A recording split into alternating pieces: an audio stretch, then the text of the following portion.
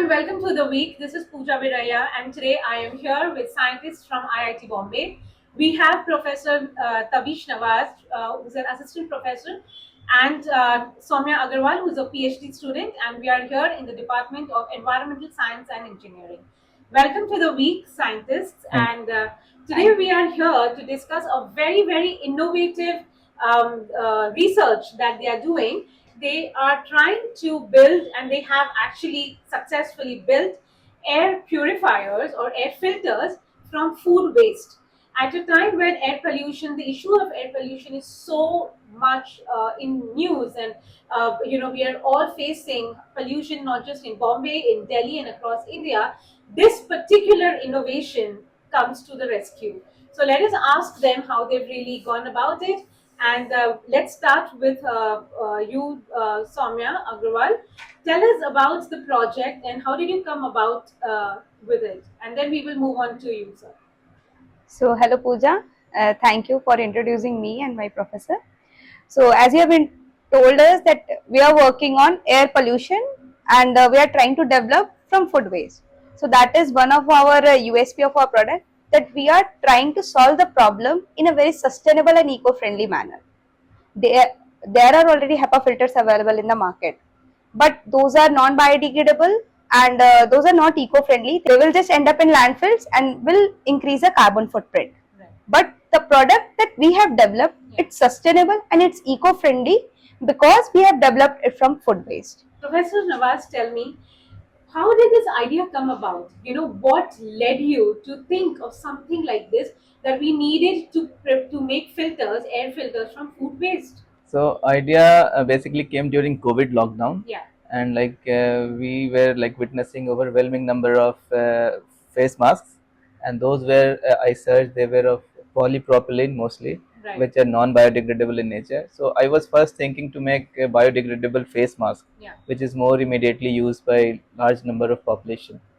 Uh, so I wrote a proposal also, and for face mask particularly, and then the proposal was not accepted at some places, and then it the idea was kind of shelved. Right. But then Saumya came to my lab, and she was more interested in pursuing this idea of taking it further, and then she proposed that if we can make more bigger product that is more impactful for a large at a one go, it can help solve the pollution for more number of people. Okay. And also she was concerned that affluent people can afford filter purifiers, but common folks which have low particularly in the low Yeah. income group, Yeah. they are not able to afford the cost is around 40 to 70,000 of Okay. these filters purifiers. Okay. So we were thinking to make a low cost purifier.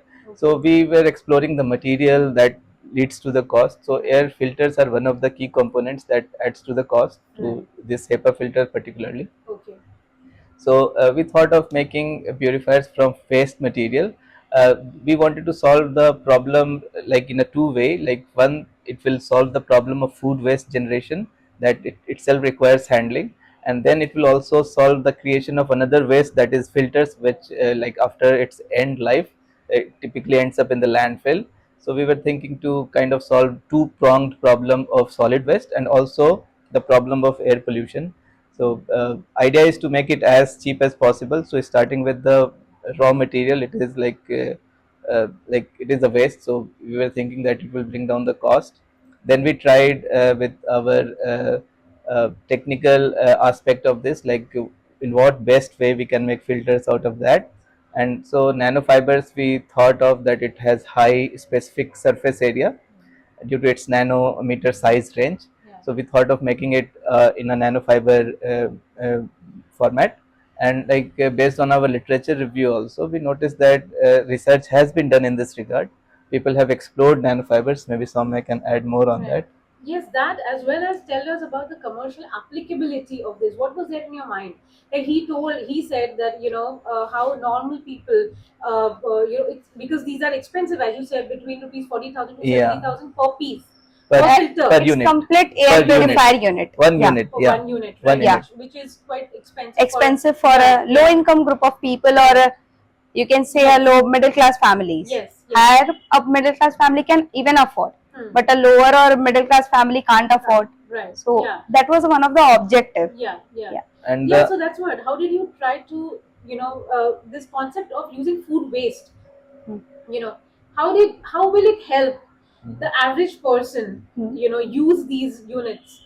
Yeah. One of the good thing about this product, as you have mentioned, that how it will be useful. Yeah. Our product is regenerable and it can be recyclable.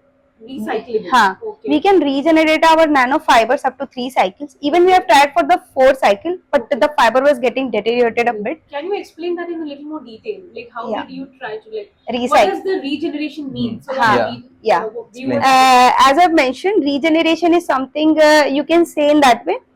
You're having a fiber cloth in your home. Okay. If it is getting dirty, you're cleaning it and you're reusing it. Yeah. And you're again cleaning it, you're reusing it, Yeah. and that it goes time span of that is with the textile you can do. Right. A kind of similar kind of you can say cleaning and reusing. Okay. In a very layman term, Yeah. we can do with our filters. Okay. So the present filters which are available, we can even do that with them, right? No, so No. actually they HEPA. get choked, and the morphology of those filters are like that. The particulate matter, which are like in the range of 2.5 2.1 micron, Right. once they penetrate inside, Yeah. and so they are deeply embedded. So it is very difficult to get them out. Okay. So typically these filters are like one time use. So Yeah. once they are used, so they are like So the ones that you all are preparing can be reused in the sense that they can be cleaned. It can be yeah, cleaned. it can be It can be very cleaned. easily. We are having some chemicals that Okay. you can use. Okay. Even it will you can easily transport it. We can regenerate it and we can send it back. And that we have performed in our lab. It has given very good results. So whereas as I thought you are thinking in that aspect, usually filters are composed of cotton fabrics. So this is so those can't entrap the air pollutant. Those will just take out the few of the dust having a higher size of 10 micron or more in saise. So those are quite bit visible from our naked eye also. So but when you move on to the size of the particle to the micro or nano scale, it won't be easy for them to capture. Okay. In that case, we move to the HEPA filters or nanofibers. Okay. So HEPA filters are already commercially available, and we are making nanofibers. Okay. So that can be regenerated. Okay, so your filters are different in the sense that they can trap the, let's talk in very lame person terms, they can trap dust which is very, very minute, right? Which the other filters are not able to. So they are able to do, but the problem is that they are not regenerable. Regenerable. Okay. Yeah. So they are one time use Right. product, and they are expensive also. Expensive. So key USP of our product is that it is low cost, Right. it is regenerable, and it is biodegradable. Right. Yeah. So the HEPA filters are non-biodegradable. So once they are exhausted, they add to the solid waste carbon footprint in the environment. Right. But our will be over time, it will melt away in the environment, so it will not cause any Right. trouble. Right. So what are the commercial timelines that you're looking at? When will these be really available for us to use? So we are exploring some funding opportunity for that, and we have applied at some places. Okay. Once we get that, hopefully we should be able to make a air purifier unit. Right now we have made only the filter media. Filter media. So once we are able to get the funding, maybe 3 to 5 years, we should be able to come up with a product. That's our intended aim is. Right. And what is the scale that you're looking at? Like, will be required to really make them commercially available? Any, like, in terms of numbers? In numbers, If you are going for industrial scale of purpose, you need a setup. That is main you can say the technique is electrospinning technique. Right. That you need at an industrial scale level. Okay.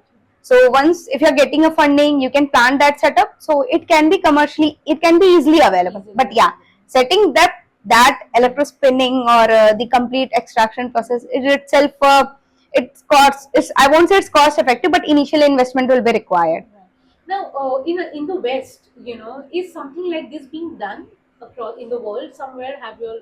biodegradable filters. Yeah. People we have literature that people have explored for biodegradable filters, but they haven't been used for air filtration units. Most of them have been used for face mask applications. That literature we have. You can add on this. Yeah. So as Sir have mentioned, people are doing, but those are mostly at the research level only. Okay.